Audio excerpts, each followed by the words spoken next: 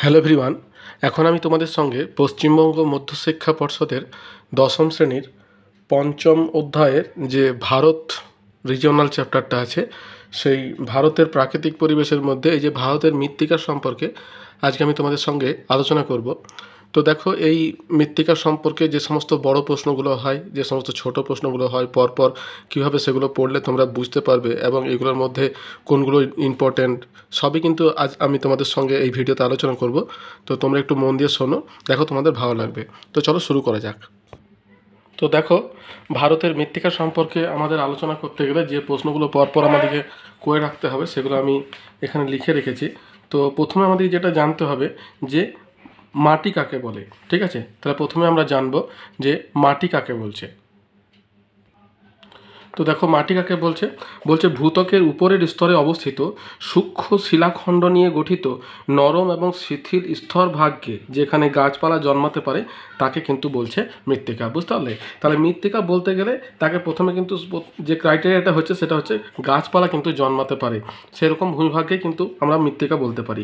এবার দেখো, সূর্যতাপ, বৃষ্টিপাত, বায়ুপ্রবাহ, জলস্রোত প্রভৃতি প্রাকৃতিক শক্তির দ্বারা যেখানে ভূত্বকের শিলা ক্ষয়ীভূত হয়ে মৃত্তিকার সৃষ্টি করে। তাহলে এই সমস্ত এজেন্টের মাধ্যমে সূর্যতাপ, বৃষ্টিপাত, বায়ুপ্রবাহ, বায়ুস্রোত প্রভৃতির মাধ্যমে ভূত্বকের ক্ষয় হয়ে কিন্তু মৃত্তিকা সৃষ্টি করেছে, অর্থাৎ এটার সঙ্গে জৈব পদার্থ মিশ্রিত হয়ে মৃত্তিকা সৃষ্টি করেছে। তাহলে এটা গেল মাটি কাকে বলে। এরপর দেখো, মাটির গ্রথন কাকে বলে। তাহলে দেখো, মাটির গঠন এবং গ্রথন দুটো কথা আছে। মাটির গ্রথন কোন জিনিসটাকে বলছে? মাটির গঠন হচ্ছে মাটির মধ্যে, দেখতে পাচ্ছ, মাটির মধ্যে কাদা, পলি ও বালির আপেক্ষিক অনুপাতকে মাটির গ্রথন বলে। অর্থাৎ একটা মাটিতে যে পরিমাণে কাদা থাকবে, পলি থাকবে, বালি থাকবে, তার অনুপাতটিকে, আপেক্ষিক অনুপাতটিকে বলছে মাটির গঠন। এই গঠনের গুরুত্ব কী? বলছে মাটিতে জলের অনুপ্রবেশ, মাটিতে জল ধারণ ক্ষমতা ও উর্বরতা, মাটিতে বায়ু চলাচল, উদ্ভিদের শিকড়ের প্রবেশতা ইত্যাদি বিষয়গুলি মাটির গঠনের উপর নির্ভর করে। অর্থাৎ মাটির গঠনের উপর নির্ভর করে কিন্তু তোমার মাটির যে উর্বরতা সেটাও কিন্তু নির্ভর করছে। তাহলে এটা গেল মৃত্তিকার গঠন কাকে বলে। এরপর দেখো আছে ভারতে মৃত্তিকার শ্রেণীবিভাগ করো। অর্থাৎ আমাদের ভারতে যে প্রকৃতির মৃত্তিকা দেখতে পাওয়া যায় বা যত রকমের মৃত্তিকা দেখতে পাওয়া যায় তাদের শ্রেণীবিভাগ করতে বলছে। তো দেখো, আমি তোমাদের বলে রাখি যে আমরা যদি আমাদের ভারতের ভূপ্রকৃতির শ্রেণীবিভাগ করি তাহলে কিন্তু ভারতকে 5টা ভাগে ভাগ করা যায়। এটা কিন্তু আগে যখন ভূপ্রকৃতির শ্রেণীবিভাগ করেছি তখন কিন্তু আমরা দেখেছি যে ভূপ্রকৃতিগতভাবে কিন্তু আমাদের ভারতে কিন্তু 5টা ভাগে ভাগ করা যাচ্ছে। এই 5টা ভাগ কী কী দেখো, আমি তোমাদের প্রথমে দেখাই। এবং আমাদের মনে রাখতে হবে যে এই ভূপ্রকৃতির উপর নির্ভর করেই কিন্তু ভারতের মৃত্তিকা সৃষ্টি হয়েছে। বুঝতে পেরেছো? অর্থাৎ দেখো, আমি তোমাদের বলে রাখি, এখানে ভূপ্রকৃতিগতভাবে ভারতকে 5টা ভাগে ভাগ করছে। আবার দেখো, আমাদের এই মৃত্তিকা কিন্তু 6টা ভাগে ভাগ হচ্ছে। অর্থাৎ ভূপ্রকৃতির সঙ্গে মৃত্তিকার শ্রেণীবিভাগটা কিন্তু প্রায় সমান সমান। শুধুমাত্র এই মালভূমি অঞ্চল যেটা সব থেকে বেশি, সেখানে দুটো প্রকৃতির মৃত্তিকা পাওয়া যাচ্ছে। একটা হচ্ছে লোহিত মৃত্তিকা আর একটা হচ্ছে তোমার ওই কার্পাস মৃত্তিকা বা ব্ল্যাক সয়েল বা রেগুড় মৃত্তিকা। ঠিক আছে, তাহলে দেখো, এই যে ভূপ্রকৃতি এবং নদ নদী, এই যে দেখো কতগুলো ভাগে ভাগ করেছিলাম আমরা। ভারতের ভূপ্রকৃতিগতভাবে 5টা ভাগে ভাগ করেছিলাম। তার প্রথম হচ্ছে তোমার পার্বত্য অঞ্চল, মৃত্তিকাও পার্বত্য অঞ্চলের আছে। তারপর দেখো আছে সমভূমি অঞ্চল, উত্তরের সমভূমি অঞ্চল, ঠিক একই রকম উত্তরের সমভূমি অঞ্চলের উর্বর মৃত্তিকা আছে। নেক্সট তোমার কী আছে, তোমার এই মালভূমি অঞ্চল আছে। এই মালভূমি অঞ্চলটায় যেহেতু এখানে একটা ভাগ আছে, মৃত্তিকাতে কিন্তু এখানে 2 রকমের মৃত্তিকা পাওয়া যায়। একটা এই পশ্চিম অংশে পাওয়া যায় তোমার ব্ল্যাক সয়েল বা কৃষ্ণ মৃত্তিকা বা রেগুড় মৃত্তিকা, আর এই অংশে পাওয়া যায় তোমার লোহিত মৃত্তিকা। বাকি ধরো এই উপকূল অঞ্চল যেটা আছে, এখানেও তোমার উপদ্বীপীয় মৃত্তিকা পাওয়া যাচ্ছে, পাহাড়ি মৃত্তিকা অঞ্চল, মরুভূমি অঞ্চলে তোমার সিরোজেম প্রকৃতির মরু অঞ্চলে মৃত্তিকা পাওয়া যায়, এবং দ্বীপ অঞ্চলে তোমার ওই ম্যানগ্রোভ প্রকৃতির মৃত্তিকা পাওয়া যায়। তাহলে দেখো, ভূপ্রকৃতির সঙ্গে স্বাভাবিক তোমার এই মৃত্তিকার কিন্তু একটা সম্পর্ক আছে। আবার একই রকমভাবে স্বাভাবিক উদ্ভিদ যখন আমরা পড়বো তখনও কিন্তু একটা সম্পর্ক আছে। তাহলে দেখো, আমাদের ভারতে কিন্তু মৃত্তিকা পাওয়া যাচ্ছিল 5 রকমের। ঠিক একই রকমভাবে আমরা ভারতের ভূপ্রকৃতি ছিল 5 রকমের। এবার তার সঙ্গে সম্পর্কিতভাবে কিন্তু ভারতের মৃত্তিকা দেখা যাচ্ছে তোমার ঠিক 6 রকমের। দেখো কী কী আছে, দেখো প্রথম কি আছে, পলিমৃত্তিকা। দেখো, এক নাম্বার আছে তোমার পলিমৃত্তিকা। পলিমৃত্তিকা কী আছে, গঙ্গা, সিন্ধু, ব্রহ্মপুত্র প্রভৃতি নদ নদীর বিস্তীর্ণ উপত্যকা জুড়ে পলি, বালি এবং কাদা মেশানো এই মাটি রয়েছে। তাহলে পলি মৃত্তিকা দেখো কোথায় কোথায় দেখা যাচ্ছে, আমি তোমাদের ছবিটা দেখাই। ভারতের মৃত্তিকার যে শ্রেণীবিভাগ আছে দেখো ভূপ্রকৃতির সঙ্গে অনেকটা সম্পর্ক যুক্ত। দেখো এখানে তোমার মৃত্তিকা দেওয়া আছে, এই দেখো পলি মৃত্তিকা। 1 নাম্বার যে ভাগটা বললাম সেটা হচ্ছে পলি মৃত্তিকা। তাহলে পলি মৃত্তিকা দেখতে পাচ্ছ, এই যে দেখো যে অঞ্চল আমাদের উত্তরের সমভূমি অঞ্চল, যেটা 2 নম্বর ভূপ্রকৃতির অন্তর্গত, সেই অঞ্চলটা পুরোপুরি কিন্তু পলি মৃত্তিকার অন্তর্গত। বুঝতে পেরেছ? তারপরে 2 নম্বর কি আছে, কৃষ্ণ মৃত্তিকা। তাহলে কৃষ্ণ মৃত্তিকা এর অপর নাম কি, রেগুড়। মহারাষ্ট্র, গুজরাট, মধ্যপ্রদেশ প্রভৃতি রাজ্যে এই মৃত্তিকা দেখা যায়। তাহলে দেখো কৃষ্ণ মৃত্তিকা কোনটা, যেটা আমাদের মানে মালভূমি অঞ্চল যেটা আছে, সেই মালভূমির পশ্চিম ভাগটাতে কিন্তু পাওয়া যাচ্ছে তোমার কৃষ্ণ মৃত্তিকা। এটাই 2 ভাগে ভাগ হয়েছে, একটা কৃষ্ণ মৃত্তিকা আর এটা যেটা আছে সেটা হচ্ছে লোহিত মৃত্তিকা। দেখো তাহলে কৃষ্ণ মৃত্তিকা গেল 2 নম্বর। এবার 3 নম্বর কি, লোহিত মৃত্তিকা। এটা এই মালভূমিরই অংশ বিশেষ। দেখো কি বলছে, তামিলনাড়ু, কর্ণাটক, অন্ধ্রপ্রদেশ, উড়িষ্যা প্রভৃতি রাজ্যের মালভূমি অঞ্চলে এই লাল মাটি আছে। তাহলে দেখো এই অঞ্চলটা কিন্তু রয়েছে তোমার পুরোপুরি, অর্থাৎ কৃষ্ণ মৃত্তিকার বাদ দিয়ে যে মালভূমি অঞ্চলটা রয়েছে সেই মালভূমি অঞ্চলটা পুরোপুরি কিন্তু দেখা যাচ্ছে তোমার ওই লোহিত প্রকৃতির মৃত্তিকা। এরপরে 4 নম্বর কি আছে, ল্যাটেরাইট মৃত্তিকা। তা দেখো এই ল্যাটেরাইট মৃত্তিকাটা কিন্তু তোমার যেসব অঞ্চলে বৃষ্টিপাত বেশি হয়, বৃষ্টিপাতের সঙ্গে কিন্তু মৃত্তিকার একটা সম্পর্ক আছে। অর্থাৎ যে সমস্ত অঞ্চলগুলোতে বৃষ্টিপাত খুব বেশি হয়, যেমন সর্বাধিক বৃষ্টিপাতযুক্ত অঞ্চল হচ্ছে মৌসিনরাম, 2 বার বৃষ্টিপাতযুক্ত তোমার তামিলনাড়ু উপকূল বা করমণ্ডল উপকূল, এবং পশ্চিমঘাট পর্বতের পূর্ব দিকের যে অংশগুলো, এই যে সর্বাধিক বৃষ্টিপাত যে অঞ্চলগুলো রয়েছে, এই সমস্ত বৃষ্টিপাত অঞ্চলে কিন্তু তোমার এই ল্যাটেরাইট প্রকৃতির মৃত্তিকা দেখা যায়। ঠিক আছে? তো দেখো এখানে কি বলছে, এই লাল কাঁকুড়ে মাটি পশ্চিমঘাট, নীলগিরি, কার্ডামামা, পূর্বঘাট পর্বত, দেখো সবই পূর্ব প্রভৃতি পার্বত্য অঞ্চল, উড়িষ্যা, ঝাড়খণ্ডের মালভূমি এবং মেঘালয়ে দেখতে পাওয়া যায়। দেখো এই যে দেখো এখানে মেঘালয় সর্বাধিক বৃষ্টিপাতযুক্ত অঞ্চল। তারপরে এইখানে তোমার দেখতে পাওয়া যাচ্ছে পশ্চিমঘাট পর্বতের পশ্চিম অংশে দেখতে পাওয়া যাচ্ছে তামিলনাড়ু উপকূলেই দেখতে পাচ্ছ, এখানে এই যে তোমার করমণ্ডল উপকূল বা তামিলনাড়ু উপকূল, এখানে বছরে 2 বার বৃষ্টিপাত হয়। এই সমস্ত অঞ্চলে তোমার দেখতে পাওয়া যাচ্ছে কি, তোমার ল্যাটেরাইট মৃত্তিকা। এরপর কি আছে, 5 নম্বর হচ্ছে মরু অঞ্চলের মৃত্তিকা। তাহলে দেখো রাজস্থান, যেখানে তোমার বৃষ্টিপাত সবথেকে কম হয় এবং শুষ্কতম অঞ্চল ভারতের, সেখানে কি বলছে, রাজস্থানের মরু অঞ্চলের প্রধান মাটি, আর এর নাম হচ্ছে সিরোজেম। তাহলে মরু অঞ্চলে যে মৃত্তিকা পাওয়া যায় সেটা হচ্ছে সিরোজেম প্রকৃতির মৃত্তিকা বা মরু মৃত্তিকা বা শুষ্ক মৃত্তিকা। এরপর সবশেষে আছে তোমার পার্বত্য অঞ্চলের মৃত্তিকা বা পর্জল প্রকৃতির, যেটা এটা কি বলছে, পশ্চিম হিমালয় ও পূর্বঘাট, কার্ডামা প্রভৃতি পার্বত্য অঞ্চলে এই মৃত্তিকা দেখা যায়। তাহলে আমাদের যে পার্বত্য অঞ্চলগুলো প্রকৃতির আছে, এই দেখো এই সমস্ত অঞ্চলে পার্বত্য অঞ্চলের মৃত্তিকা বা পর্জল প্রকৃতির মৃত্তিকা কিন্তু এখানে দেখতে পাওয়া যায়। তাহলে এটা গেল তোমার আমাদের ভারতবর্ষের মৃত্তিকা শ্রেণীবিভাগ, অর্থাৎ এই 6 প্রকৃতির মৃত্তিকা আমাদের ভারতবর্ষে পাওয়া যাচ্ছে। এবারে কি করব, আমরা এই মৃত্তিকাগুলো সম্পর্কে একটা একটা করে আলোচনা করব, তাদের বৈশিষ্ট্য এবং কী কী ছোট প্রশ্ন আছে সেগুলো কিন্তু আমরা এক এক করে আলোচনা করব। তাহলে দেখো এখানে গেল আমাদের মৃত্তিকা শ্রেণীবিভাগ। এরপর কি আছে, ভারতের পলি মৃত্তিকার বন্টন এবং বৈশিষ্ট্য। অর্থাৎ ভারতের পলি মৃত্তিকাটা, অর্থাৎ 1 নম্বর যে ভাগটা আছে সেটা কোথায় কোথায় পাওয়া যায় এবং তার বৈশিষ্ট্য কী কী আছে। তাহলে দেখো 6টা ভাগ আছে। এর প্রথম ভাগটা সম্পর্কে আমরা আলোচনা করছি যে এর বন্টন কোথায় কোথায়। তাহলে বন্টন কোথায় কোথায়, পলি মৃত্তিকা কোথায় পাওয়া যাচ্ছে, নদীর তীরবর্তী অঞ্চলগুলিতে। তাহলে আঞ্চলিক বন্টন কি, ভারতের প্রায় 46% অঞ্চল জুড়ে এই সমভূমির পলি মাটি।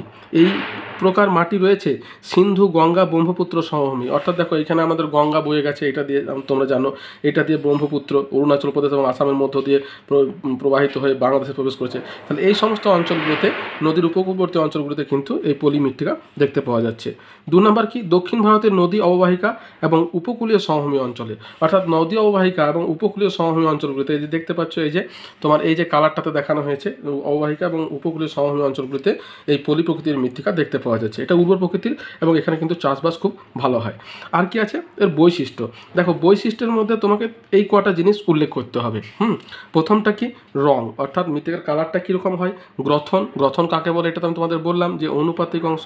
আর কি, এখানে উপাদান কি কি আছে, অর্থাৎ রং, গ্রথন এবং উপাদান, এইগুলো তোমার এখানে উল্লেখ করতে হবে। উপাদান মানে কী কী জিনিস নিয়ে গঠিত। তাহলে পলিমাটির রং কীরকম, বলছে শিলা বৈশিষ্ট্যের তারতম্যের কারণেই পলিমৃত্তিকার রং বিভিন্ন অঞ্চলে বিভিন্ন এবং মৃত্তিকার গভীরতা ও সব জায়গায় সমান নয়। আর গ্রথন কি, মৃত্তিকার মধ্যে কোথাও বালির ভাগ বেশি আবার কোথাও পলির ভাগ বেশি। সুষম গ্রথনযুক্ত বলে মাটির জল ধারণ ক্ষমতা খুব বেশি, তাই অত্যন্ত উর্বর। তাহলে পলিমাটি কিন্তু খুবই উর্বর হয়, যার জন্য চাষবাস কিন্তু খুব ভালো হয়। এরপর উপাদান কি, এই মৃত্তিকায় ফসফরাস এবং পটাশিয়ামের পরিমাণ বেশি কিন্তু নাইট্রোজেন ও জৈব পদার্থের পরিমাণটা কম। তাহলে এটা গেল তোমার পলি মৃত্তিকার বৈশিষ্ট্য।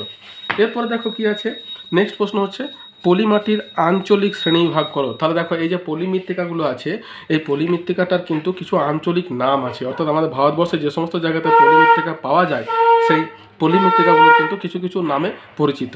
হ্যাঁ, যেমন দেখো এই আঞ্চলিক ভাগগুলো কিন্তু খুব ছোট প্রশ্ন হিসাবে আসে, পার্থক্য বলো বা তোমার কাকে বলে বলো এগুলো কিন্তু আসে। তাহলে দেখো প্রথমে কি আছে, বলছে নদীর নিকটবর্তী নবীন পলিমাটিকে খাদার বলে। তাহলে খাদার আর ভাঙ্গর ভাবর এই যে জিনিসটা, এটা কিন্তু আমরা আগেও আলোচনা করেছি ভূপ্রকৃতির সময়, আবার এখানেও কিন্তু তোমার দেখো দেওয়া হয়েছে। তাহলে নবীনটাকে বলছে খাদার, আর নদী থেকে দূরবর্তী প্রাচীন পলিমাটিকে বলছে ভাঙ্গার, ভাঙ্গার বা ভাঙ্গর, খাদার ভাঙ্গর। আর কি ভাবর, তাহলে ভাবর কোনটাকে বলছে দেখো, ভাবর হচ্ছে তোমার শিবালিক পর্বতের পাদদেশে নুড়ি পলি এবং বালি গঠিত মৃত্তিকাকে বলছে ভাবর। তাহলে এটা গেল তোমার খাদার, ভাঙ্গর এবং ভাবর। আরেকটা কি দেখো, উচ্চ গঙ্গা সমভূমিতে জলাভূমির মৃত্তিকাকে বলছে ধাঙ্গার, এটাও কিন্তু আসছে ধাঙ্গার, ধয়াকার কয়াকার র, ধাঙ্কার। আর তারপরে লাস্টে যেটা আছে, ভাঙ্গার অঞ্চলের দানাযুক্ত মাটি হলো কঙ্কর। তাহলে ভাঙ্গার অঞ্চলে দানাযুক্ত যে মৃত্তিকাটা সেটাকে বলছে কঙ্কর। তাহলে পলিমাটির মধ্যে কিন্তু এই কতগুলো শ্রেণীবিভাগ রয়েছে, মানে আঞ্চলিক নামের ভাগ রয়েছে। প্রথমটা হচ্ছে খাদার, নবীন, ভাঙ্গার, প্রাচীন, আর উচ্চগঙ্গা সমভূমির জলাভূমির মৃত্তিকাকে বলছে ধাঙ্গার, আর শিবালিক পার্বত্য অঞ্চলের নুড়ি পালি গঠিত মৃত্তিকাকে বলছে ভাবর, এবং ভাঙ্গার অঞ্চলের তোমার দানাযুক্ত মৃত্তিকাটাকে বলছে তোমার কঙ্কর। ঠিক আছে, তাহলে এই কয়েকটা নামে এই পলিমাটি বিভক্ত। এরপরে কি আছে দেখো, শ্রেণীবিভাগ করো। এরপরে খাদার এবং ভাঙ্গরের মধ্যে পার্থক্য কী? তাহলে খাদার হচ্ছে তোমার নবীন, আর তোমার ভাঙ্গর হচ্ছে প্রাচীন পলিমাটি। তাহলে এই দুটোর মধ্যে আমরা পার্থক্য কী কী দেখতে পাচ্ছি। এই পার্থক্যটা কিন্তু পরীক্ষার সময় তোমার এসে থাকে, তো আমি তোমাদের দেখাচ্ছি যে কী কী পার্থক্য আছে এই দুটোর মধ্যে। দেখো, উচ্চগঙ্গা সমভূমি অঞ্চলের দেখতে পাচ্ছ, উচ্চগঙ্গা সমভূমি অঞ্চলের নদী উপত্যকার নতুন পলিমাটিকে বলছে খাদার, আর ভাঙ্গরটা কি, প্রাচীন পলিমাটিকে বলে ভাঙ্গর। হয়েছে।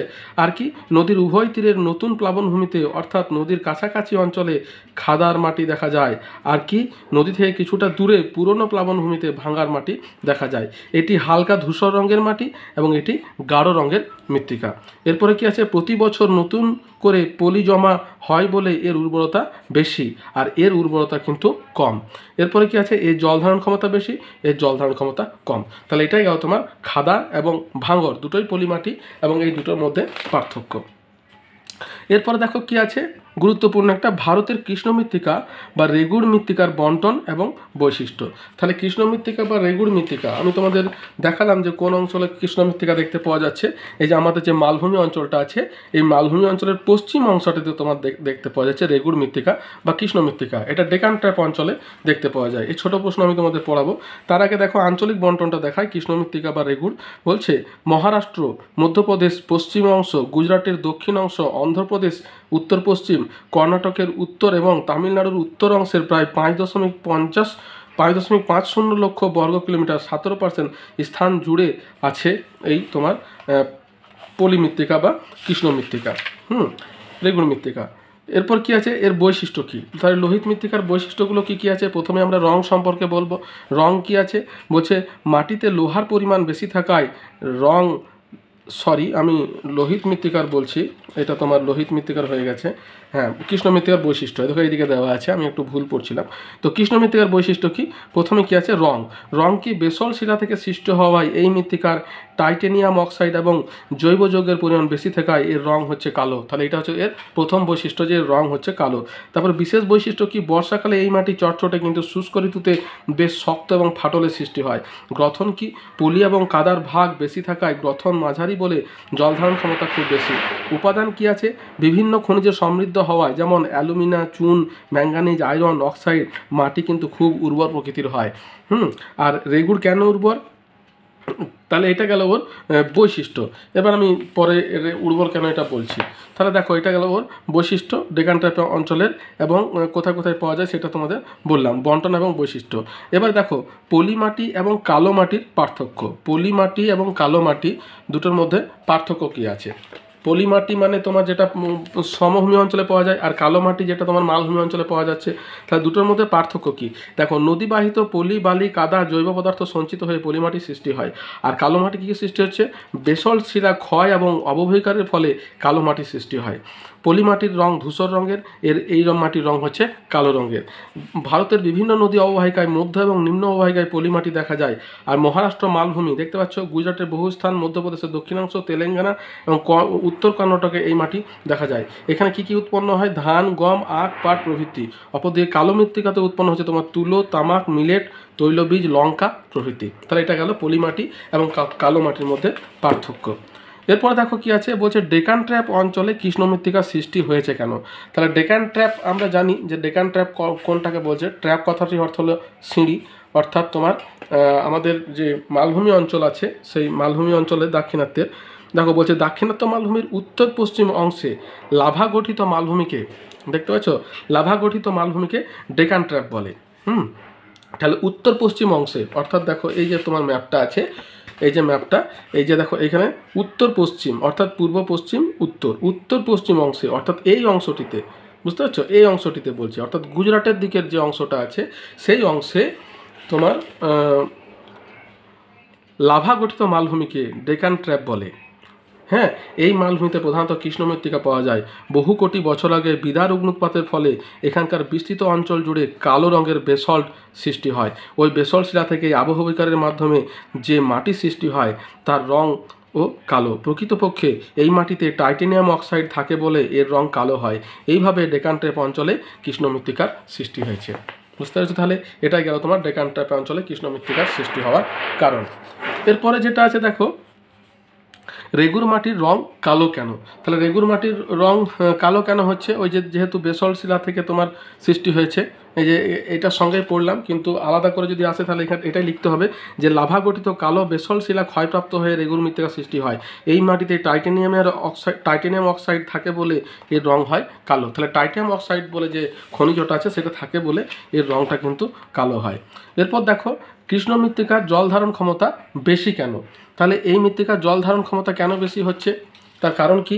বলছে যে মৃত্তিকার জল ধারণ ক্ষমতা বহুল অংশে মৃত্তিকার গ্রথনের উপর নির্ভর করে। গ্রথন জিনিসটা তো আমি তোমাদের প্রথমেই বললাম।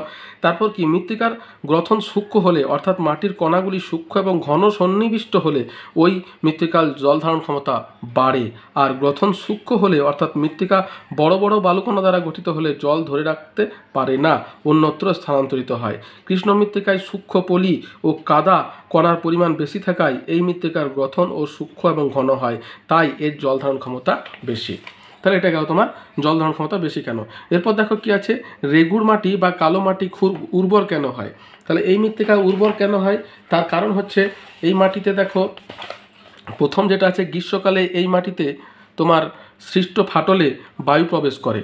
এটা হলো প্রথম কারণ। দ্বিতীয় কি, মাটি জৈব খনিজে সমৃদ্ধ। 3 নম্বর কি, পলি এবং কাদার ভাগ বেশি থাকায় জল ধারণ ক্ষমতা খুব বেশি, তাই এই মাটি উর্বর। তাহলে এই 3টে কারণ আছে যার জন্য কিন্তু তোমার এই মাটি তোমার উর্বর প্রকৃতির হয়ে থাকে। এরপর দেখো কি আছে, বলছে লোহিত মৃত্তিকা। তাহলে এত দূর পর্যন্ত কিন্তু আমরা কৃষ্ণ মৃত্তিকা বা কালো মাটি সম্পর্কে জানলাম। এরপরে লোহিত মৃত্তিকা, অর্থাৎ আমাদের মালভূমি অঞ্চলের অপর যে অংশটা, সেই অংশে কিন্তু কি মৃত্তিকা পাওয়া যাচ্ছে? লোহিত মৃত্তিকা। অর্থাৎ এই অংশটা দেখো, এই যে বাকি যে অংশটুকু লাল, এই যে অরেঞ্জ কালারের দেওয়া আছে, এটাকে বলছে তোমার লোহিত মৃত্তিকা। তাহলে লোহিত মৃত্তিকার বন্টন এবং বৈশিষ্ট্য। তাহলে লোহিত মৃত্তিকার বন্টন কি আছে দেখো, অর্থাৎ ভারতের কোথায় কোথায় পাওয়া যাচ্ছে। তাহলে লোহিত মৃত্তিকার আঞ্চলিক বন্টন কি বলছে? ভারতের প্রায় 3.5 লক্ষ বর্গ কিলোমিটার, প্রায় 11% অঞ্চল জুড়ে রয়েছে লোহিত মৃত্তিকা। কর্ণাটক, মহারাষ্ট্রের দক্ষিণ পূর্বাংশ, অন্ধ্রপ্রদেশের পূর্বভাগ, মধ্যপ্রদেশ, উড়িষ্যা, ঝাড়খণ্ড এবং উত্তরপ্রদেশের দক্ষিণ অংশ, পশ্চিমবঙ্গের বীরভূম, বাঁকুড়া জেলায় এবং উত্তর পূর্বের নাগাল্যান্ড, মণিপুর, মিজোরাম, ত্রিপুরা, মেঘালয় রাজ্যে এই মৃত্তিকা দেখা যায়। হয়েছে? তাহলে লোহিত মৃত্তিকার বৈশিষ্ট্য কি? প্রথমেই রং লাল। হ্যাঁ, মাটিতে লোহার পরিমাণ বেশি থাকায় রং লাল হয়, তবে কখনো কখনো এর রং বাদামি, ধূসর এবং হলুদ হয়। গ্রথন কি? পলি এবং বালির ভাগ এখানে বেশি থাকে। আর উপাদান কি কি? বলছে ফসফরাসের পরিমাণ খুব বেশি, কিন্তু নাইট্রোজেন ও চুনের ভাগ সামান্য, এবং জৈব পদার্থের পরিমাণ খুব কম বলে অনুর্বর প্রকৃতির হয়ে থাকে। তাহলে এটা গেল তোমার লোহিত মৃত্তিকার বৈশিষ্ট্য। এরপরে দেখো কি আছে, লোহিত মৃত্তিকার বন্টন এবং বৈশিষ্ট্য হয়ে গেল। এরপর হচ্ছে দেখো ভারতে ল্যাটেরাইট মৃত্তিকার বন্টন এবং বৈশিষ্ট্য লেখো। তাহলে ভারতের ল্যাটেরাইট মৃত্তিকা কোন জায়গাতে দেখা যায়? আমি তোমাদের বললাম যে জায়গাতে সব থেকে বেশি বৃষ্টিপাত হয়, সেই সমস্ত জায়গাতে তোমার ল্যাটেরাইট প্রকৃতির মৃত্তিকা দেখা যায়। এই যে ধরো যে সমস্ত জায়গাতে যেমন সব থেকে বেশি বৃষ্টিপাত হয়, মেঘালয়, মৌসিনরাম, চেরাপুঞ্জি, এই যে এখানটা সব থেকে বৃষ্টিপাত হয়। ভারতে দুবার বৃষ্টিপাত হয় তোমার আমাদের করমণ্ডল, তার তামিলনাড়ু উপকূল, তার পশ্চিমঘাট পর্বতের পূর্ব অংশে। তাহলে যে সমস্ত জায়গাতে বৃষ্টিপাত বেশি হয় সেই সমস্ত জায়গাতে তোমার ওই ল্যাটেরাইট প্রকৃতির মৃত্তিকা পাওয়া যায়। তাহলে এর বন্টন আমরা কীভাবে লিখবো দেখো, তাহলে কোথায় কোথায় আছে দেখো। বলছে ল্যাটেরাইট মৃত্তিকা কর্ণাটক, তামিলনাড়ু, অন্ধ্রপ্রদেশ, ঝাড়খণ্ড, আন্দামান ও নিকোবর দ্বীপপুঞ্জ, পশ্চিমবঙ্গ এবং মেঘালয়ের কয়েকটি অঞ্চলে প্রায় 2.5 লক্ষ বর্গ কিলোমিটার স্থান জুড়ে এই মৃত্তিকা দেখা যায়। এই মৃত্তিকার বৈশিষ্ট্য কী কী? প্রথমে রংটা হচ্ছে লাল, অর্থাৎ রং লাল, বাদামি এবং হলদে বাদামি, এই তিনটে রঙের হয়ে থাকে। বিশেষ বৈশিষ্ট্য কি? মাটিতে জল থাকলে থকথকে, কিন্তু শুকিয়ে গেলে শক্ত ইঁটের মতো হয়ে যায়। ঠিক আছে। ল্যাটিন শব্দ ল্যাটেরাইটের অর্থ ইঁট এবং অন্যান্য খনিজ এবং জৈব পদার্থ থাকে না বলে অনুর্বর প্রকৃতির হয়। আর গ্রথন কি? বলছে বড় বড় শক্ত দলা বা বিচ্ছিন্ন কাঁকড়ের মতো পদার্থ দিয়ে এটি সৃষ্টি হয়। উপাদান কি? বলছে লোহা, অ্যালুমিনিয়াম, ম্যাঙ্গানিজ অক্সাইড প্রভৃতি মৃত্তিকা হচ্ছে এর উপকরণ। বুঝতে পেরেছো? তাহলে এটা গেল তোমার ল্যাটেরাইট মৃত্তিকার বৈশিষ্ট্য এবং বন্টন। এরপর কি আছে দেখো, ল্যাটেরাইট মাটি কেন অনুর্বর? অর্থাৎ একদিকে দেখো ওই মালভূমি অঞ্চলেরই একদিকে যে কৃষ্ণ মৃত্তিকা পাওয়া যাচ্ছে সেটা কিন্তু অত্যন্ত উর্বর, কিন্তু আবার অপরদিকে যে মৃত্তিকাটা পাওয়া যাচ্ছে ল্যাটেরাইট লোহিত মৃত্তিকা, সেটাও মোটামুটি উর্বর, কিন্তু বেশি বৃষ্টিপাতযুক্ত যে অঞ্চলটা আছে সেই অঞ্চলগুলোতে কিন্তু ল্যাটেরাইট মৃত্তিকা কিন্তু অনুর্বর প্রকৃতির হচ্ছে। তার কারণ কি? দেখো প্রথম কারণ যেটা, সেটা হচ্ছে বাদামি রঙের কাঁকড় জাতীয় পদার্থ দিয়ে তৈরি এই মৃত্তিকায় জৈব পদার্থ চুন, ম্যাগনেসিয়াম, নাইট্রোজেন প্রভৃতির পরিমাণ কিন্তু খুবই কম। 2 নম্বর কি? লিচিং পদ্ধতি। মানে কি বলতো? লিচিং মানে অত্যধিক বৃষ্টি হওয়ার জন্য কি হয়, উপরে যে জৈব পদার্থগুলো আছে না, সেগুলো কিন্তু ধুয়ে ধুয়ে নিচের দিকে চলে আসে। অর্থাৎ গাছ পচা বা অন্যান্য যে সমস্ত ফলে যে উপরে যে জৈব পদার্থগুলো সৃষ্টি হয় আমাদের স্বাভাবিক অঞ্চলে, আমাদের মৃত্তিকার উপরেই থাকে, কিন্তু অত্যধিক বৃষ্টিপাত যে সমস্ত অঞ্চলগুলো আছে সেখানে লিচিং পদ্ধতি, অর্থাৎ উপর থেকে নিচে চলে আসে, অত্যন্ত সক্রিয় বলে মাটির উপর থেকে খনিজ পদার্থ নিচে চলে যায়। 3 নম্বর কি? এই মাটির জল ধারণ ক্ষমতা খুব কম, তাই ল্যাটেরাইট মাটি কিন্তু একেবারে অনুর্বর প্রকৃতির হয়। তাহলে এগুলো তোমার অনুর্বরতার কারণ। এরপর দেখো কি আছে, পার্বত্য এবং অরণ্য মৃত্তিকার ভারতের বন্টন এবং বৈশিষ্ট্য লেখো। তাহলে পার্বত্য অঞ্চলে তোমার কি দেখা যায়? পর্জল প্রকৃতির মৃত্তিকা কিন্তু পাওয়া যায়। তাহলে এখানে পার্বত্য অঞ্চলের মৃত্তিকা বা পর্জল মৃত্তিকা তুমি বলতে পারো। পার্বত্য বা পর্জল, ঠিক আছে, তুমি বলতেই পারো পার্বত্য বা পর্জল এবং মরু বা সিরোজেম। মরু অঞ্চলে কিন্তু সিরোজেম প্রকৃতির মৃত্তিকা পাওয়া যায়। তাহলে পার্বত্য অঞ্চল মৃত্তিকার বন্টন, তাহলে দেখো পার্বত্য অঞ্চলের মৃত্তিকা কোথায় কোথায় পাওয়া যায়? কোথায় পাওয়া যাবে? যেখানে পর্বত আছে সেখানেই পাওয়া যাবে। তাহলে কি দেখো, প্রথমে কি উত্তরে পার্বত্য অঞ্চল, উত্তরে হিমালয় এবং দক্ষিণে নীলগিরি, পশ্চিমঘাট পর্বতের বনভূমি অঞ্চলে এই মৃত্তিকা দেখা যায়। হিমালয়ের উপত্যকা এবং অবনমিত অঞ্চলেই এই মৃত্তিকা সবচেয়ে বেশি দেখা যায়। ভারতের প্রায় 2.85 লক্ষ বর্গ কিলোমিটার স্থান জুড়ে এই মৃত্তিকা।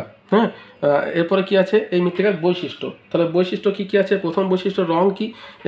এই মাটি ধূসর, বাদামি এবং কালচে রঙের হয়, এটা প্রথম বৈশিষ্ট্য। 2 নম্বর কি? বিশেষ বৈশিষ্ট্য কি আছে? স্থূল গঠন এবং জল ধারণ ক্ষমতা কম বলে মাটি অনুর্বর প্রকৃতির হয়। আর গঠন কি? বলছে কর্কশ, পলি, নুড়ি, বালি দিয়ে গঠিত এই মাটির গঠন স্থূল, তাই জল ধারণ ক্ষমতা কম। আর এর উপাদানগুলি কী কী আছে? মাটির মধ্যে জৈব পদার্থের পরিমাণ বেশি, কিন্তু পটাশ এবং ফসফরাসের পরিমাণটা কম। তাহলে এটা গেল তোমার পার্বত্য অরণ্য মৃত্তিকার বা পর্জল মৃত্তিকার বৈশিষ্ট্য। এরপর কি আছে দেখো, পর্জল মৃত্তিকা কাকে বলে? তাহলে পর্জল মৃত্তিকা তো আমি তোমাদের বললাম যে পার্বত্য অঞ্চলে যে মৃত্তিকাটা দেখতে পাওয়া যাচ্ছে সেটাকে বলছে পর্জল মৃত্তিকা। তাহলে আমাদের এখানে বলতে হবে যে পর্জল মৃত্তিকাটা কাকে বলে। দেখো কি বলছে পর্জল মৃত্তিকা, বলছে সরলবর্গীয় অরণ্য অঞ্চলের জৈব পদার্থ বা হিউমাস সমৃদ্ধ অম্লধর্মী মাটিকে পর্জল মৃত্তিকা বলে। এর বৈশিষ্ট্য কি? 1 নম্বর বলছে এই মৃত্তিকাতে প্রচুর পরিমাণে জৈব পদার্থ থাকে। 2 নম্বর এই মৃত্তিকা অনুর্বর প্রকৃতির হয়। অবস্থান কোথায়? পশ্চিম হিমালয়ের হিমাচল, জম্মু অঞ্চলে সরলবর্গীয় বনাঞ্চলে এবং নীলগিরি পার্বত্য অঞ্চলে পর্জল মৃত্তিকা দেখা যায়।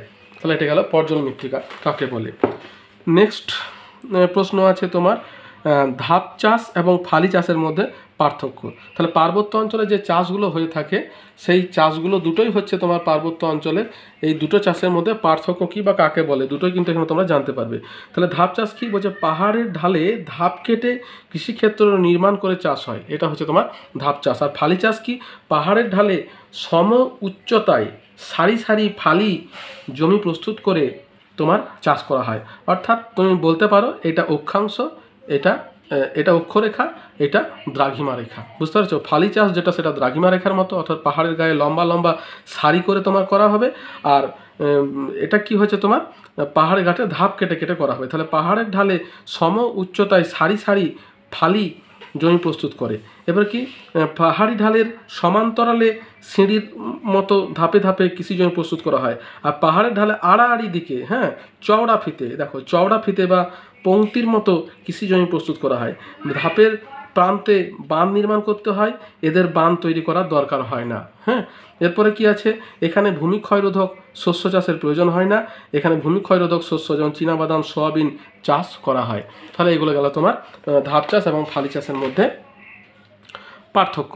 এরপর দেখো কি আছে, সমোন্নতি রেখা চাষ কীভাবে মৃত্তিকা ক্ষয়রোধ করে। তাহলে সমোন্নতি রেখা চাষ মানে কি, সমোন্নতি রেখা চাষ মানে সম উচ্চতায় চাষ। এটা কীভাবে তোমার মৃত্তিকা ক্ষয়রোধ করছে, বলছে পার্বত্য উপত্যকায় ঢালু জমিতে একই উচ্চতায় বা সমোন্নতি রেখা বরাবর ঢালের সঙ্গে আড়াআড়িভাবে যে চাষ করা হয় তাকে সমোন্নতি রেখা চাষ বলে। এই ধরনের চাষে সমোন্নতি রেখা বরাবর দীর্ঘ এবং উঁচু বাঁধ দেওয়া হয়। এর ফলে ঢালের দিকে জলের ভূপৃষ্ঠীয় প্রবাহ নিয়ন্ত্রণ হয় এবং তাই মাটির ওপরের স্তর অভিকর্ষজ টানে নিচের দিকে গড়িয়ে যেতে পারে না। সুতরাং সমোন্নতি রেখা বরাবর চাষ করলে জলের সঙ্গে বাহিত মাটি ধাপের বাঁধ বা আল দ্বারা বাধাপ্রাপ্ত হয়ে ওখানেই থেকে যায়, অর্থাৎ মৃত্তিকা ক্ষয় হতে পারে না। তাহলে এটা গেল তোমার সমোন্নতি রেখায় পদ্ধতির মাধ্যমে চাষ করে মৃত্তিকা ক্ষয়রোধ। এরপর দেখো কি আছে, ভারতে মরুমৃত্তিকা, ভারতের বন্টন এবং বৈশিষ্ট্য লেখো। তাহলে মরুমৃত্তিকার অপর নাম হচ্ছে শিরোজেম মৃত্তিকা। ঠিক আছে, এটা মরুমৃত্তিকা বা শিরোজেম মৃত্তিকা বলতে পারো। বুঝতে পেরেছো? শিরোজেম মৃত্তিকার তোমার ওই মরু অঞ্চলে দেখতে পাওয়া যায়। তাহলে প্রথমে এর বন্টন এবং বৈশিষ্ট্যটা আমি তোমাদের দেখাই যে কোথায় কোথায় পাওয়া যায়। মরু অঞ্চলের মৃত্তিকা আমাদের পশ্চিম ভারতে একমাত্র পাওয়া যাচ্ছে, যেটা থর মরুভূমি। দেখো, রাজস্থানের মরুভূমি এবং তৎসংলগ্ন পাঞ্জাব, হরিয়ানা ও গুজরাটের প্রায় 1.50 লক্ষ বর্গ কিলোমিটার অঞ্চল জুড়ে রয়েছে মরু এবং শুষ্ক অঞ্চলের বালি মৃত্তিকা। এটা ভারতের প্রায় 4.5% ভূপৃষ্ঠে এটা রয়েছে। এই মৃত্তিকার বৈশিষ্ট্য কি, প্রথমেই রং কি আছে, মাটির রং হচ্ছে বাদামি, হলুদ ও হালকা হলুদ। ঠিক আছে, বিশেষ বৈশিষ্ট্য কি, এই মাটির জল ধারণ ক্ষমতা কম এবং জৈব পদার্থের পরিমাণ কম থাকায় অনুর্বর প্রকৃতির হয়। গঠন কি, বলছে বালি দ্বারা গঠিত বলে এই মৃত্তিকার গঠন হালকা। উপাদান কি কি আছে, বলছে মাটিতে লবণের ভাগ বেশি, তবে ফসফেট ও নাইট্রেটের উপস্থিতির কারণে আর্দ্রতার প্রভাবে এই মাটি উর্বর হয়ে ওঠে। এরপর তাহলে এটা গেল তোমার এর বিশেষ বৈশিষ্ট্য। এরপরে কি আছে দেখো, মরু অঞ্চলের বৈশিষ্ট্য গেল। এবার মরু অঞ্চলের মাটি লবণাক্ত কেন হয়? মরু অঞ্চলের মাটি কেন লবণাক্ত হয়? দেখো, বলছে মরুভূমিতে বৃষ্টি কম কিন্তু বাষ্পীভবনের হার খুব বেশি। যেহেতু তাপমাত্রা বেশি তাই বাষ্পীভবনের হার খুব বেশি। অধিক বাষ্পীভবনের কারণেই কৈশিক প্রক্রিয়ায় অভ্যন্তরের লবণ ক্রমাগত হারে উঠে এসে মৃত্তিকার উপরিস্তরে জমা হয়ে মাটি লবণাক্ত হয়। তাহলে লবণটা কি, মাটির একটা উপাদান, খনিজ। ঠিক আছে, তাহলে কৌশিক প্রক্রিয়ায় যখন তোমার জল যখন উপরের দিকে উঠে আসছে অত্যধিক বাষ্পীভবনের ফলে বা অন্যান্য কারণে, তখন কি হচ্ছে, এই খনিজে মাটির ভিতরে যে লবণ বলে যে উপাদানটা আছে সেটা কিন্তু বাইরে এসে মাটিকে লবণাক্ত করছে। বুঝতে পারছো? তাহলে এই জন্যই তোমার মরু অঞ্চলের মাটি হয় লবণাক্ত। এরপর দেখো কি আছে, শিরোজেম কি, ঠিক যেমন তোমার পার্বত্য অঞ্চলে পর্জল কি, ঠিক একই রকমভাবে মরু অঞ্চলে শিরোজেমটা কি। তাহলে দেখো শিরোজেমটা কি দেখায় আমি তোমাদের। বলছে মরু অঞ্চলে জৈব পদার্থহীন বা স্বল্প জৈব পদার্থযুক্ত বালিপূর্ণ ও লবণের আধিক্যযুক্ত যে মাটি দেখা যায় তাকে শিরোজেম বলে। এর অপর নাম মরু মাটি। অবস্থান কি, রাজস্থানের মরু অঞ্চলে এবং গুজরাটের কচ্ছ ও কাথিয়াবাড় উপদ্বীপের উত্তরাংশে এই মাটি দেখা যায়। বৈশিষ্ট্য কি, 1 নম্বর হচ্ছে জলধারণ ক্ষমতা কম, 2 নম্বর হচ্ছে কৈশিক প্রক্রিয়ায় মাটির উপরিস্তরে CaMgNa প্রভৃতি লবণ কণা সঞ্চিত হয় এবং তোমার মাটিকে লবণাক্ত শনাক্ত করে। ঠিক আছে, তাহলে এটা গেল তোমার সিলোজেম। এরপরে দেখো আছে শারীরবৃত্তীয় শুষ্ক মৃত্তিকা কাকে বলে। তাহলে শারীরবৃত্তীয় শুষ্ক মৃত্তিকা কোনটাকে বলছে, এই তোমার মরু অঞ্চলটাকে। দেখো কি বলছে, বলছে যে মৃত্তিকায় যথেষ্ট পরিমাণে জল থাকলেও মৃত্তিকায় লবণতা বেশি থাকার জন্য উদ্ভিদ সেই জল গ্রহণ করতে পারে না, তাকে শারীরবৃত্তীয় শুষ্ক মৃত্তিকা বলে। হ্যাঁ, যেমন সুন্দরবন অঞ্চলে লবণ মৃত্তিকা। তাহলে তোমার শারীরবৃত্তীয় শুষ্ক মৃত্তিকা কোন, ম্যানগ্রোভ অরণ্য যেগুলো হয় সেই ম্যানগ্রোভ অরণ্য কিন্তু শারীরবৃত্তীয় শুষ্ক মৃত্তিকা অঞ্চলে গড়ে ওঠে। ঠিক আছে, প্রকৃতপক্ষে উপকূলে যেখানে প্রতিদিন জোয়ার ভাটা হয় সেখানে মৃত্তিকায় লবণের ভাগ বেশি থাকায় উদ্ভিদের শেকড়ের কোষরসের ঘনত্ব মৃত্তিকা দ্রবণের ঘনত্ব অপেক্ষা কম হয়, ফলে বেশি ঘনত্বের দ্রবণ উদ্ভিদ অভিস্রবণের মাধ্যমে গ্রহণ করতে পারে না। এই ধরনের মৃত্তিকায় প্রধানত শ্বাসমূল ও ঠেসমূলযুক্ত ম্যানগ্রোভ উদ্ভিদ যেমন সুন্দরী, গরান, গেওয়া প্রভৃতি গাছ জন্মায়। ঠিক আছে, তাহলে এটা গেল তোমার শারীরবৃত্তীয় শুষ্ক মৃত্তিকা, যেটা ম্যানগ্রোভ অরণ্য বা তোমার ওই উপকূল অঞ্চলে পাওয়া যায়। হলো, এরপর দেখো মৃত্তিকা ক্ষয় কাকে বলে। এবার আমাদের জানতে হবে যে মৃত্তিকা ক্ষয় জিনিসটা কি। আমাদের যে মৃত্তিকা ক্ষয় হচ্ছে, বলছে প্রাকৃতিক শক্তির মাধ্যমে মৃত্তিকার স্থান পরিবর্তন একটি প্রাকৃতিক প্রক্রিয়া। ঠিক আছে, প্রাকৃতিক প্রক্রিয়া, আর এর মাধ্যমে কিন্তু মৃত্তিকার সৃষ্টি হয়েছে। কিন্তু কি বলছে, বলছে এই স্থান পরিবর্তন অধিক হারে যখন হয়ে যদি সমস্যার সৃষ্টি হয় তখন তাকে মৃত্তিকা ক্ষয় বলে। তাহলে এই যে তোমার স্থানান্তরটা যখন অত্যধিক হারে মানুষের সমস্যার সৃষ্টি করবে, অত্যধিক হারে হয়ে, তখন সেটিকে বলছে মৃত্তিকা ক্ষয়। অতএব চাষাবাদ, বৃক্ষছেদন, পশুচারণ ইত্যাদি মানুষের কার্যাবলীর প্রভাবে প্রাকৃতিক শক্তির মাধ্যমে মৃত্তিকার অধিক হারে অপসারণ ঘটলে তা হচ্ছে মৃত্তিকা ক্ষয়। তাহলে এটা গেল মৃত্তিকা ক্ষয় কাকে বলে। এরপর দেখো বলছে মৃত্তিকা ক্ষয়ের কারণ এবং পদ্ধতি, অর্থাৎ কী কী পদ্ধতিতে তোমার মৃত্তিকা ক্ষয় হয় বা মৃত্তিকা ক্ষয়ের কারণ। প্রথম কি, প্রবহমান জলধারা, এটা হচ্ছে তোমার 1 নাম্বার। 2 নাম্বার কি আছে, বায়ু প্রবাহ। 3 নাম্বার হচ্ছে বৃষ্টিপাত, অত্যধিক বৃষ্টির প্রকৃতি। আর 4 নাম্বার হচ্ছে ভূমি। 5 নাম্বার হচ্ছে জনসংখ্যার চাপ। 6 নাম্বার হচ্ছে অবৈজ্ঞানিক খনন। 7 নাম্বার হচ্ছে ভূমিধস। এবার প্রবহমান জলধারাকে আবার কটা ভাগে ভাগ করছে। একটা বৃষ্টির আঘাতে ক্ষয়। বৃষ্টির আঘাতে ক্ষয় কি বলছে, বৃষ্টির ফোঁটা সরাসরি মাটিতে আঘাত করলে মাটি আলগা হয় এবং জলের প্রবাহে তা সহজেই ধুয়ে যায়। তারপরে কি আছে, চাদর ক্ষয়, সিড বা চাদর ক্ষয়। বলছে ঢালু জমির উপর দিয়ে প্রবাহিত জলধারার মাধ্যমে মাটির উপরিস্তরে অপসারণ হলো সিড ক্ষয়। এবার হচ্ছে জলনালিকা ক্ষয়। বলছে জলপ্রবাহে ছোট ছোট নালী তৈরির মাধ্যমে মাটির অপসারণ হলো জলনালিকা ক্ষয়। এরপরে কি আছে, খোয়াই ক্ষয়। বলছে ছোট নালা বড় নালায় পরিণত হলে তা হলো খোয়াই, এর মাধ্যমে মাটি ক্ষয় হয় খুব বেশি। বীরভূম, বাঁকুড়ার লাল মাটি অঞ্চলে খোয়াই খুব বেশি ঘটে। এরপরে কি আছে, র্যাভাইন ক্ষয়। বলছে জলনালিকা এবং ক্ষয় আরও গভীর খাড়া পাড়যুক্ত গভীর খাত তৈরি করে, একে র্যাভাইন ক্ষয় বলে। এছাড়াও নদীর পাড় ভাঙন, পার্বত্য অঞ্চলে ভূমিধসজনিত ক্ষয় প্রবাহ ক্ষয়ের মধ্যে পড়ে। এরপর দেখো আছে বায়ু প্রবাহ। বায়ু প্রবাহটা কি বলছে, মরুভূমি এবং মরুপ্রায় অঞ্চলে শিথিল বালি এবং মাটি অন্যান্য স্থানে উড়ে গিয়ে মৃত্তিকা ক্ষয় ঘটায়। এরপরে বৃষ্টিপাতের প্রকৃতি। বলছে দ্রুত এবং তীব্র বৃষ্টি মৃত্তিকার ক্ষয়ের মাত্রা বাড়ায়। হঠাৎ মুষলধারে বৃষ্টি বা মেঘ ফোঁটা বৃষ্টি অতি দ্রুত মৃত্তিকা ক্ষয় ঢালযুক্ত ক্ষয় ঘটায়। তারপর আছে ভূমি। বলছে উচ্চতা, বন্ধুরতা, ভূমির ঢাল ইত্যাদি ভূপ্রাকৃতিক বৈশিষ্ট্য মৃত্তিকা ক্ষয়কে প্রভাবিত করে। খাড়া ঢালযুক্ত অঞ্চলে পৃষ্ঠপ্রবাহের বেগ বাড়ার কারণে মৃত্তিকা ক্ষয় বাড়ে। তারপর আছে জনসংখ্যার চাপ। বর্ধিত জনসংখ্যার কারণে বনভূমি ধ্বংস, বনভূমি এবং চারণভূমিকে কৃষি জমিতে রূপান্তর, খনিজ দ্রব্য আহরণ, বসতি এবং স্থানঘাট নির্মাণ ইত্যাদি কারণে মৃত্তিকা ক্ষয় বেশি ঘটেছে। তারপর আছে কি অবৈজ্ঞানিক খনন। বলছে ওপেন কাস্ট পদ্ধতিতে খনিজ দ্রব্য আহরণ, রাস্তাঘাট নির্মাণ, জলবিদ্যুৎ কেন্দ্র স্থাপন, সেতু তৈরি প্রভৃতি কারণে ভূমিক্ষয় ঘটছে। 7 নাম্বার কি আছে, বলছে ভূমিধস। অর্থাৎ পার্বত্য অঞ্চলে শিলা ফাটলের মধ্যে প্রবেশ করে ধসের মাধ্যমে মাটি এবং শিলাস্তূপের অপসারণ ঘটে।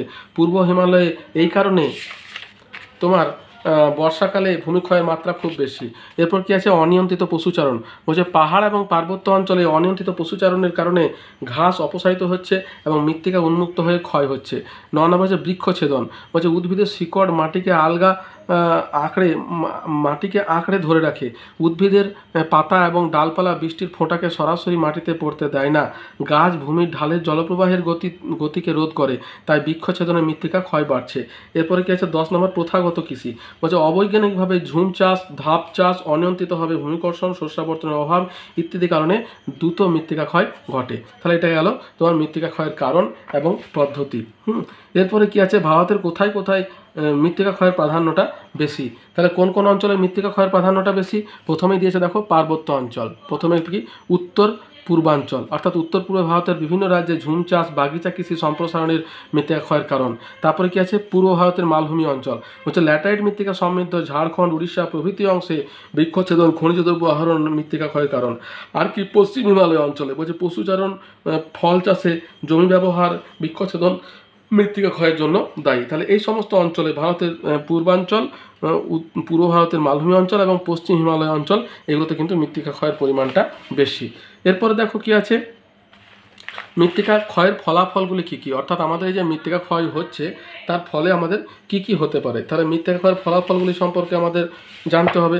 কি কি ফলাফল দেখো, মৃত্তিকা ক্ষয়ের ফলে হচ্ছে মাটির উর্বর মাটির অপসারণ, অর্থাৎ যে উর্বর মাটি আছে মৃত্তিকা ক্ষয়ের কারণে মাটির উপর থেকে খনিজ এবং জৈব পদার্থ সমৃদ্ধ মাটির অপসারণ ঘটে, ফলে মাটির উর্বরতা হ্রাস পায় এবং উৎপাদিকা শক্তি কমে। পুষ্টিমৌলের যেমন nitrogen phosphorus calcium CA magnesium প্রভৃতি অপসারণ ঘটে। 2 নম্বর কি ভৌমজলের উচ্চতা হ্রাস পায়, অর্থাৎ মৃত্তিকা ক্ষয়ে মাটির পরিমাণ কমার কারণে পৃষ্ঠপ্রবাহ বৃদ্ধি পায় এবং জলের অনুপ্রবেশের হার হ্রাস পায়, ফলে ভৌমজলের ভাণ্ডার কমে। 3 নম্বর কি মাটির আর্দ্রতার পরিমাণ হ্রাস পায়, হচ্ছে মাটি ক্ষয়ে পৃষ্ঠপ্রবাহ বাড়ে বলে মাটির জল ধারণ ক্ষমতা কমে। 5 নম্বর কি আছে মরু অঞ্চলের প্রসারণ, অর্থাৎ মরুভূমির বালি উড়ে উর্বর অঞ্চলে সঞ্চিত হলে সেই অঞ্চলের মরুভূমিতে পরিণত করে। 5 নম্বর কি বন্যা এবং খরার প্রবণতা বৃদ্ধি, বলছে নদীগর্ভ পলি সঞ্চয়ে ভরাট হওয়ার কারণে নদীর জল ধারণ ক্ষমতা কমে, অতিরিক্ত বৃষ্টিতে বন্যার সৃষ্টি হয়। ব্রহ্মপুত্র নদে প্রতি বছর বন্যার পরোক্ষ কারণ হচ্ছে তোমার ভূমিক্ষয়। এরপর কি খাল এবং নদীতে পলি সঞ্চয়ের পরিমাণ বৃদ্ধি, বলছে মৃত্তিকা ক্ষয়ে মাটি নদী নদীগর্ভ খাল জলাধারে এসে জমে, ফলে এগুলির জল ধারণ ক্ষমতাও কমে। এরপর কি আছে ভূমি ধস 7 নম্বর, মানে পার্বত্য অঞ্চলে মৃত্তিকা ক্ষয়ের কারণে ভূমি শিথিল হচ্ছে, ফলে ভূমিধস বৃদ্ধি পাচ্ছে। 8 নম্বর হচ্ছে অর্থনৈতিক সমৃদ্ধি এবং সাংস্কৃতিক উন্নতিতে প্রতিবন্ধকতা সৃষ্টি হয়, বলছে ভূমিক্ষয়ে একদিকে কৃষি জমি যেমন সংকুচিত হচ্ছে, অন্যদিকে মাটির উর্বরতা ও শক্তিও কমছে। এর প্রভাবে পড়ছে কৃষি পণ্য উৎপাদনে, কৃষিকাজ সংকুচিত হওয়ায় তার সুদূর প্রসারী ধ্বংসাত্মক প্রভাব পড়ছে অর্থনৈতিক সমৃদ্ধি এবং অর্থনৈতিক উন্নয়নে। তাহলে এটা গেল তোমার মৃত্তিকা ক্ষয়ের ফলাফল।